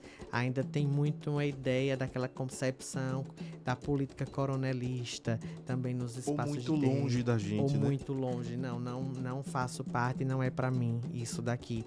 Não, é para mim, é para você, é para todo mundo, porque é a partir dali, daquele espaço, que as coisas acontecem. Se a gente não está, e aí eu não falo só da política institucional, mas falo também dos veículos de comunicação. Sim. A gente precisa ocupar os veículos de comunicação. Né? A gente precisa ter representatividade, né? Olhar assim e dizer, olha, Caio tá ali naquele espaço, Caio é de axé, Caio tá com o fio de conta dele, de Oxóssi, e eu tenho certeza que se falarem que Oxóssi é enviado por X ou Y, coisa que nem existe na nossa religião, Caio vai na mesma hora dizer, não é bem assim não. É uma segurança até que a gente tem para além da representatividade. Com toda certeza, para combater essas violências todas, né? A gente vem de 2023, teve um salto quantitativo enorme em registros, e a gente está falando de casos registrados, fora todos os outros que não chegam a ser registrados, de terreiros quebrados, de terreiros invadidos, de agressões físicas, assassinatos, até aquela violência mais velada, aquela violência que está no olhar, aquela violência que está na proibição de você estar usando uma roupa de um preceito no trabalho, por exemplo. Qual a sua análise sobre violência nessa situação toda? Gente, olha, eu trouxe até aqui dados, Caio. A gente teve... este ano saiu uma pesquisa que mostra, né, a startup Jus Racial trouxe, né, que a gente tem 176 mil processos por racismo ou intolerância religiosa. A gente teve um aumento entre 2018 e 2023 de 140% dos casos de denúncias contra racismo e intolerância religiosa. Um aumento, assim, expressivo, Sim. muito importante. Eu falo que é muito importante porque quando a gente fala de números, são números de violência, você está falando que é importante, que é interessante, porque são dados que mostram que a gente está denunciando, Sim. que a gente está se conscientizando, entendendo que aquilo é uma prática, né, uma violência, e que a gente está buscando o Disque 100, por exemplo, que é um canal de denúncia, e está efetivando, porque somente por meio da denúncia é que a gente consegue mudar a realidade, ou inclusive garantir a punição para aquela pessoa que provocou determinada violência. Então, eu falo que é importante, os números são importantes, assim como ações estratégicas também, governamentais principalmente, que divulguem mais, por exemplo, os canais, né, de denúncias. Porque ainda é muito, muito tímido. Um dado como esse só sai numa Rede Globo, em um Fantástico, como aconteceu recentemente, né? Ontem eu estava acompanhando o Fantástico e a Anitta estava falando sobre... ela perdeu mais de 300 mil seguidores depois que publicou, né, trechos de um videoclipe, de um clipe dela que trazia ali ritualísticas do candomblé, né? Ilustrações de como alguns momentos ocorrem. E aí, veja, esporadicamente uma situação como essa é abordada num espaço que forma opinião, sabe? Então, os canais de denúncia são extremamente importantes e muitas vezes invisibilizados pelas próprias estruturas governamentais. Então, a gente avançou muito no debate, tem leis hoje, né, muito importantes. A gente tem aqui leis estaduais, mas tem nacionais também que equiparam o racismo religioso à injúria racial, enfim, que conseguiu avançar e dar uma certa garantia, mas a gente também ainda tem o silêncio muitas vezes, porque eu trouxe aqui anteriormente sobre o caso da dita influencer. Sim. Foi aberto um inquérito, né, uma investigação contra, mas a gente nunca teve o retorno. Ninguém sabe o que foi que aconteceu. O que foi que aconteceu? Qual a resposta que a justiça tem para nos dar? A própria, para além da justiça, o que já é gravíssimo, eu não saberia nem classificar, o próprio trabalho da imprensa, né? Que tem, porque quer queira, quer não, a imprensa termina sendo um grande espaço público de debate para a população. E quando ela vai, cobre, aconteceu, e esquece daquilo, qual é a contribuição que ela está dando? Infelizmente, é aquilo que a gente pontuou, são os interesses também, né? Os interesses. Então, quando o assunto está ali forte nas redes sociais, não tem como aquele veículo de grande repercussão, não noticiar, porque está acontecendo, o fato está acontecendo. As pessoas estão falando. Então, às vezes, não é nenhuma contribuição social. Vou falar sobre um assunto para tentar desconstruir, para tentar contribuir de certa forma. É apenas uma apropriação daquela pauta em busca de quê? De audiência. É comercial, de audiência. Né? É comercial, são os interesses comerciais. Então, muitas vezes, né, é o interesse comercial que fala mais alto, né? É a busca pela audiência. Então, se aquele assunto está em voga, a gente vai falar sobre ele. Quando a população parar de falar, a gente também não vai noticiar, porque não é do nosso interesse. A gente vai passar o ano todo falando sobre as missas, sobre os cultos que estão acontecendo. Religiões de matriz africanas, não. A gente fala 3 vezes ao ano. Pergunta para o jornalista.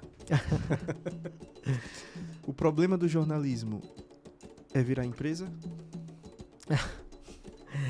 Meu Deus, é complexo você me perguntar isso, porque a gente está num contexto político e em um estado muito difícil, né? Muito difícil, porque a gente vê boa parte da imprensa, né, ligada, inclusive, aos interesses políticos, né? Boa parte dos nossos colegas fazem parte das estruturas governamentais políticas também.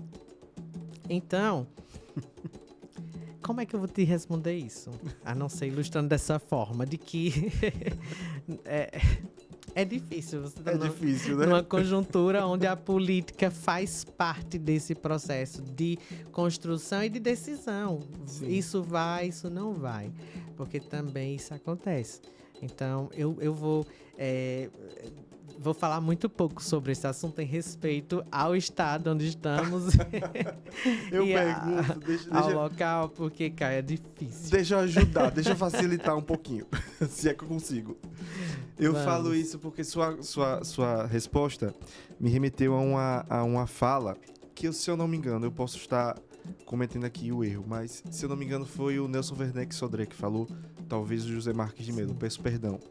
A eles e a toda a teoria do jornalismo, mas de que o problema do jornalismo, pelo menos o jornalismo brasileiro, é que a partir do momento que ele passou a ser empresa e precisou gerar lucro, ele deixa de cumprir a função social do que é jornalismo. Então é muito nesse sentido que eu tô falando, é essa estrutura que virou o jornalismo. Então, a gente tá falando não do problema do jornalismo em si, a gente tá falando do capitalismo. Que seja. O problema é o capitalismo, né? Quem está conduzindo as relações jornalísticas, a dinâmica do jornalismo são os empresários. Então, por isso, a gente já tira, né, o perigo, o risco que é também. A gente viu aí movimentos da mídia que foram vergonhosos. Até hoje a gente tem movimentos vergonhosos que o que vai ser pautado, que vai ser colocado ali naquela condição da audiência, que vai fomentar o debate, é aquilo que quem está por trás quer, conduz. Veja, a gente tem jornais aqui que escancaradamente o apresentador é racista, o apresentador é misógino, o apresentador é transfóbico. E cadê a justiça? Você não tem, porque é como se houvesse uma dinâmica, né? Todo mundo está interligado, é como se justiça estivesse interligada aos veículos de comunicação, que estão interligados aos projetos políticos. Então, é difícil, né? Sim. Essa é a estrutura, essa é a dinâmica que a gente vive, né? Então, a partir do momento que você tem um jornalismo que só se sustenta à base de financiamento de verba pública, infelizmente você fica aprisionado. E aí é isso também que eu estudo, né? Comunicação pública, a gente fala que para você ter uma comunicação pública, existem princípios que você precisa seguir. E um desses princípios é exatamente essa liberdade. O veículo ele precisa ser autônomo. E aí, comunicação pública não está apenas na comunicação que é promovida pela institucionalidade, pelo governo, mas até os veículos de comunicação de massa, comerciais, precisam seguir princípios para garantir uma informação séria, com compromisso, com transparência, né? E que seja realmente relevante, né? Que seja de interesse coletivo e, acima de tudo, imparcial também, né? Então, eu costumo dizer que é como se o veículo de comunicação fosse uma certa assessoria, sabe? É como se fosse uma certa assessoria dessas estruturas que os grandes, né, os grandes empresários, que os grandes políticos acabam conduzindo. Então, é difícil. Enquanto jornalista, a gente tem muito a conversar sobre isso. É difícil. Vários momentos, espero eu. Exatamente. Deixa eu lhe fazer uma pergunta. Como é que, pessoalmente falando, você se sente hoje sendo uma pessoa que tem destaque na sua profissão, que tem um destaque acadêmico e que é um candomblessista? Quando você olha assim para tudo que você já construiu, o que é que você sente? Olha, falar sobre isso me deixa um pouco meio emocionado, porque assim, Caio, eu venho de uma família muito pobre mesmo. Então, eu até estava numa palestra lá na UNIT, só que o tempo era tão curto que eu queria falar um pouquinho sobre isso e acabei que não consegui ilustrar o porquê que eu cheguei nessa área de atuação, que é uma área mais do jornalismo, da comunicação pública, na verdade, né? E uma comunicação que é muito mais ligada aos grupos vulnerabilizados. Eu venho de uma família muito pobre. Veja, eu morei numa casa de taipa. Minha vida, de minhas primeiras lembranças, minhas recordações, eu morava numa casa de taipa. E aos poucos, minha mãe, minha família foi encontrando uns meios aqui, outros meios ali. E eu consegui, por meio da educação, né, chegar em um lugar que eu jamais imaginei chegar.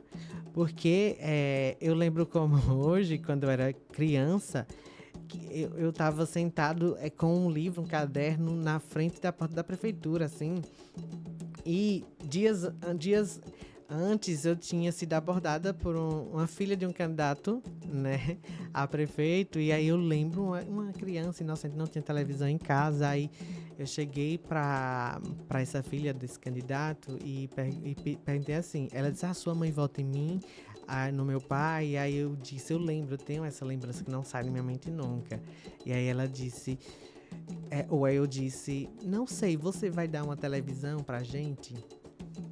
Aí ela virou: dou, se meu pai ganhar, eu dou uma televisão. E aí os dias passaram, aí estava eu nesse dia lá na prefeitura, né, com o meu caderninho, esperando o colégio abrir.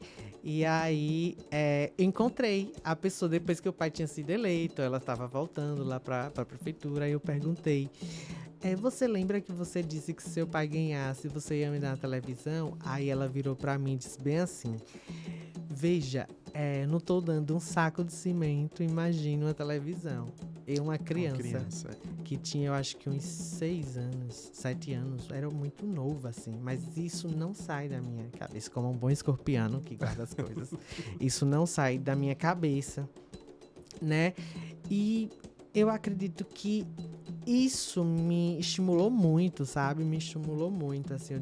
Eu cresci com isso e pensando: gente, como é que funciona tudo isso? Como é que funciona essa estrutura, né? Que muitas vezes é apenas propaganda política, muitas coisas, muitas farsas, muitas enganações, e um movimento de violência muito grande, assim, né? Quem vive em situação de vulnerabilidade social, o poder, o Estado, muitas vezes, né, provoca situações ou ações para fazer com que as pessoas não saiam daquele ciclo, né? Porque ali é a base de eleição mesmo, eleitoral mesmo, daquele agrupamento. Então, eu cresci pensando assim: meu Deus, como é que funciona essa dinâmica, sabe? E aí eu sempre fui curioso, sempre gostei muito de política.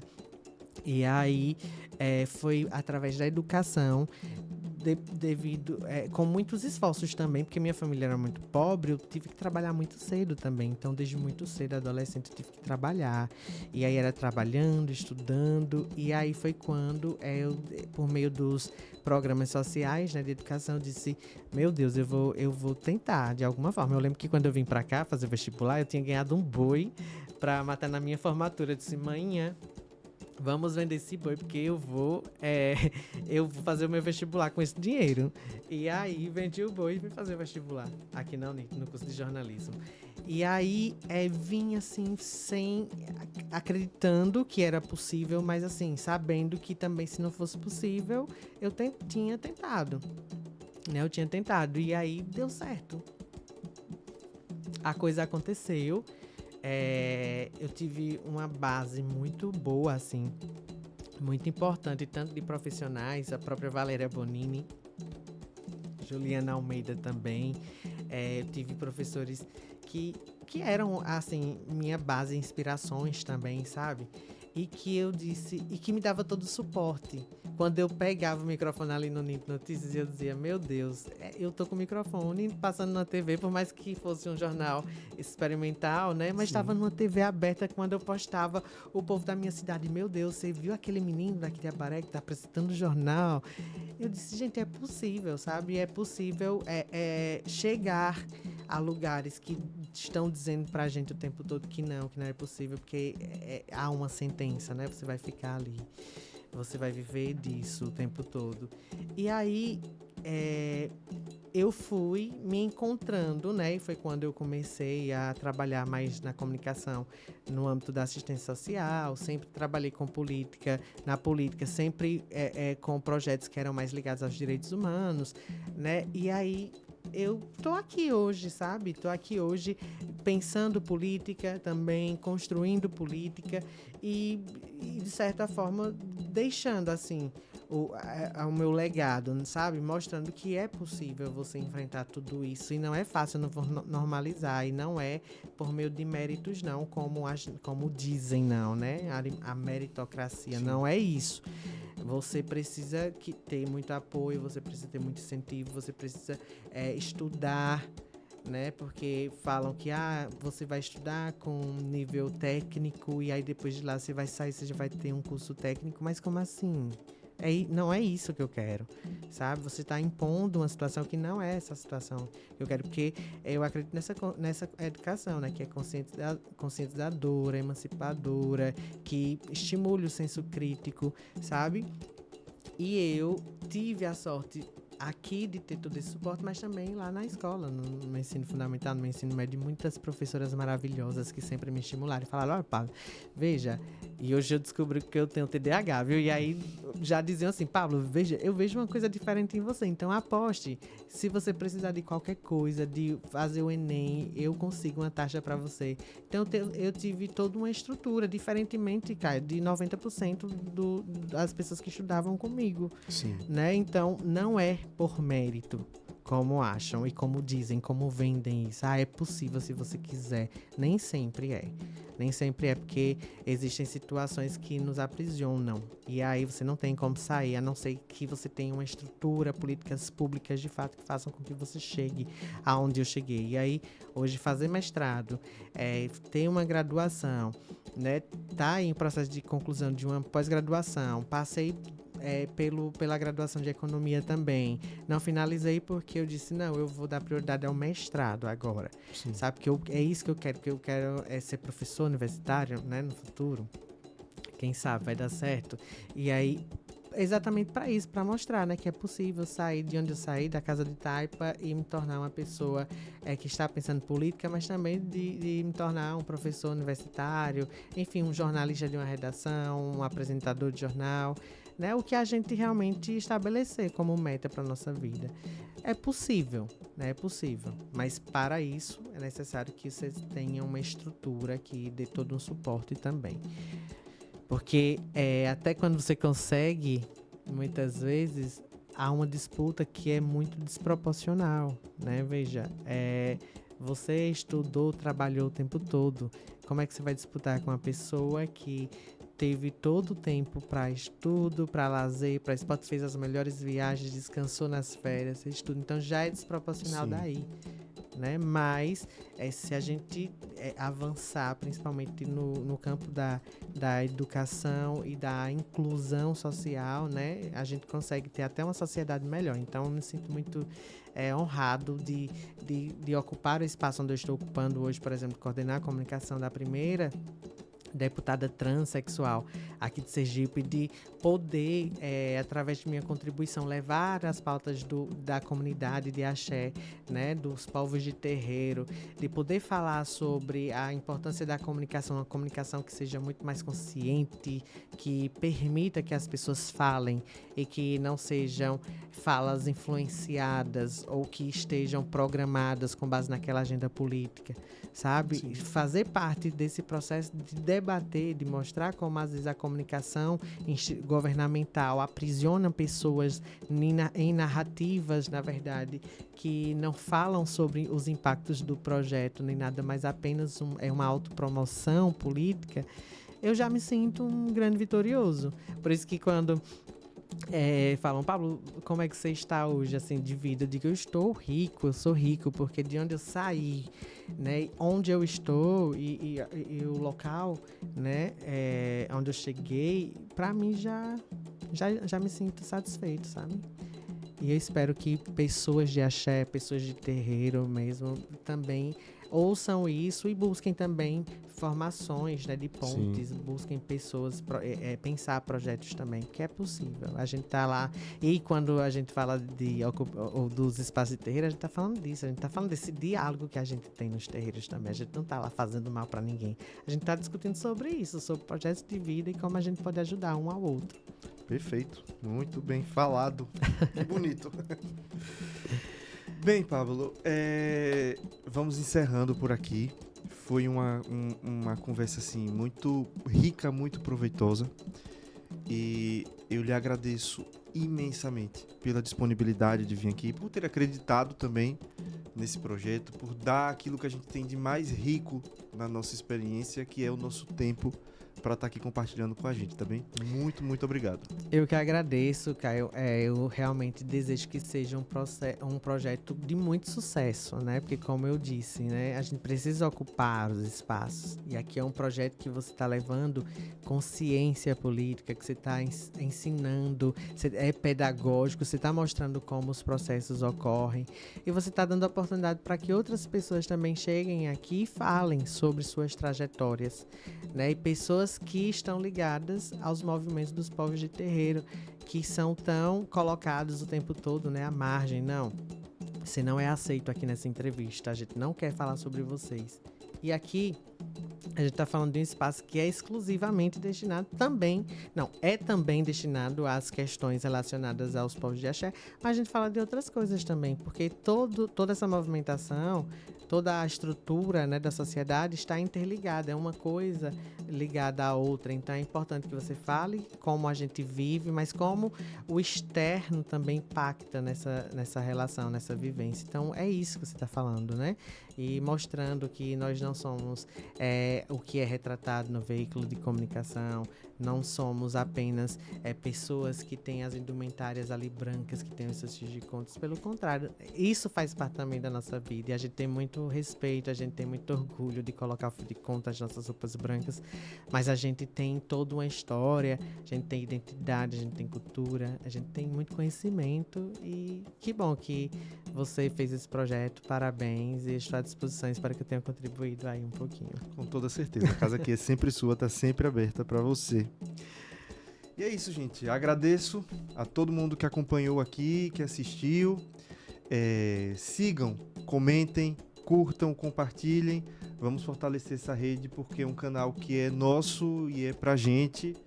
E espero contar sempre com vocês, tá bem? Até o próximo.